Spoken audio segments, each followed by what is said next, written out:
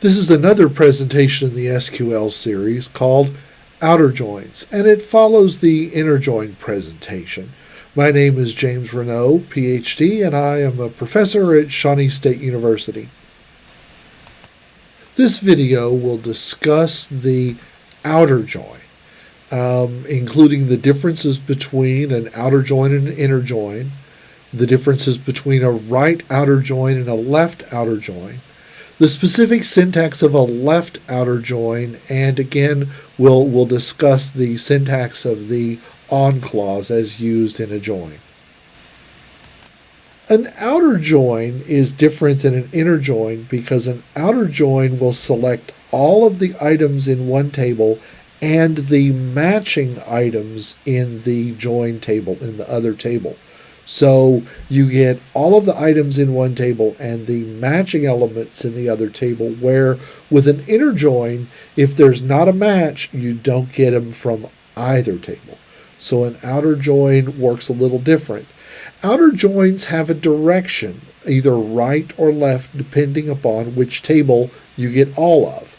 So if the outer join is join A, right join B, you get all of B and the matching A's.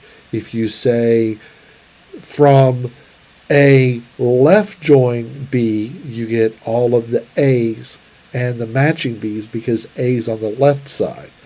A little confusing, but you'll see the difference in just a few moments.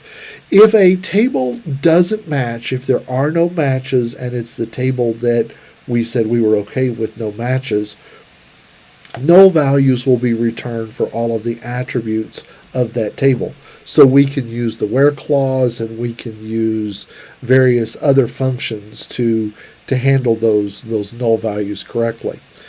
Most programmers only use left joins.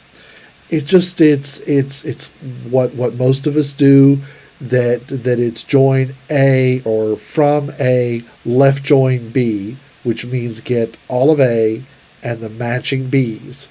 Get all of A and the matching B's with the left join.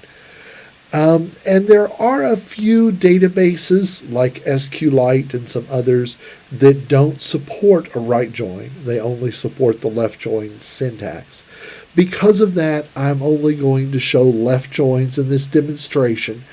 And if you only know how to do a left join, a right join is easy. You just switch the two values or switch the two table names to the opposite side, and it's exactly the same. The word outer is optional. I can say left outer join or right outer join, but SQL knows that when the right or left modifier is put in front of join, that it's automatically an outer join. In this presentation, we will be using the four tables laid out. We'll be using four tables laid out like this. There's a customer and an item, and a customer buys items from us, and these tables represent us shipping the items to a customer. So a shipment can have many items on it. The relationship between shipment and item is many to many. An item can have many shipments. A shipment can have many items. That many to many has been removed by putting a shipment detail in the middle, containing the foreign key of the shipment ID and the foreign key of the item ID, containing the actual items, the actual quantities ordered, quantities shipped, and the price and cost at the time of shipment. So we can then see that a customer has many shipments, and we can connect through all four tables to get all of the data that we possibly want about customers, items, and shipments. This data is available for download. Please check the link below this video, and you'll find a link to an SQL file that you can load into your SQL database. So I'm going to show an example of a left join. For instance, your client would like to see a list of all customers, regardless of whether they've made any shipments or whether we've shipped them anything or not, and the count of shipments we have made to them. So this would be all customers with the count of shipments. Again, this is going to be a complex SQL statement because we're going to have to join the customer and the shipment table together, and then we're going to have to do a group by to come up with the count of shipments. So I'm going to break this statement up into 2 slides, and you're going to watch me develop the statement instead of just seeing it complete and me explaining it. To develop this statement, the first thing I would do is I would get all of the fields that you're going to need to answer the question. So I'm going to need customer information, I'm going to need shipment IDs, and then once I have that, I can then do a group by and summarize the data. Again, don't try to be a superstar and do it all at once until you really know what you're doing. And even then, you don't want to make mistakes in your joins, so break it up into pieces. Make sure that each piece works before you move on to adding the next thing to your select statement. So the first version of the select statement is going to select the customer ID, the customer last name, the customer first name, and the shipment ID from the shipment table from the customer left join shipment. So this is going to give us all of the customers and shipment information for the shipments that match on customer ID, customer ID, and shipment customer ID. Take a look at the data.